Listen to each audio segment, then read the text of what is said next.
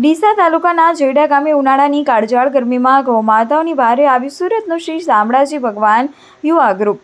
ડીસાના જેડામાં અત્યારે ઉનાળાની કાળઝાળ ગરમીમાં ગાયો ચરવા માટે રાજસ્થાનથી અલગ અલગ વિસ્તારમાંથી પોતાની ગાયો લઈને ગુજરાતમાં ગૌપાલકો આવ્યા છે, જેમને થોડા સમયથી ગૌમાતાઓને ભોજન કરવા માટે ક્યાંય ઘાસચારો ન મળતા એમણે આપણા બનાસકાંઠાના ગૌમાતા બચાવો અભિયાનના ગૌભક્ત શ્રી વસંતભાઈ દેસાઈ પાવડાસરને જાણ કરી હતી। વસંતભાઈ તાત્કાલિક દાતા દ્વારા એ ગૌમાતાઓના ભોજન માટે એક ગાડી લીલા ઘાસચારાની વ્યવસ્થા કરાવી હતી।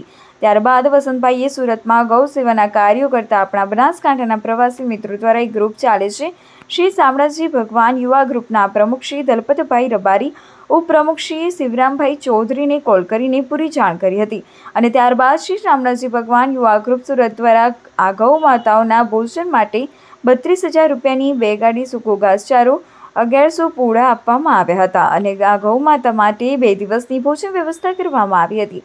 આ સેવાકીય કાર્યમાં વિપુલભાઈ સંઘવી અમદાવાદ, મુકેશભાઈ ઠાકોર લખાપુરા, લીલાભાઈ રબારી કંસારી અને સમસ્ત શ્રી શામળાજી ભગવાન યુવા ગ્રુપ સુરતના તમામ મિત્રોનો સાથ સહકાર રહ્યો હતો। વધુમાં ગૌભક્ત શ્રી વસંતભાઈ દેસાઈએ જણાવ્યું હતું કે આ ગ્રુપ દ્વારા દિવાળી પર અલગ અલગ વિસ્તારમાં આપણા બનાસકાંઠાની ગૌશાળામાં રૂબરૂ જઈ ગૌમાતા માટે સૂકો ઘાસચારો, કતર, ગોળ, દાણ વગેરે આપવામાં આવે છે। આવા સેવાકીય કાર્યો કોઈ પણ કરે તો સાથ સહકાર આપવો જોઈએ। ઉનાળાની કાળઝાળ ગરમીમાં દરેક અબોલ જીવોની સેવાનો લાભ અવશ્ય લેવો જોઈએ।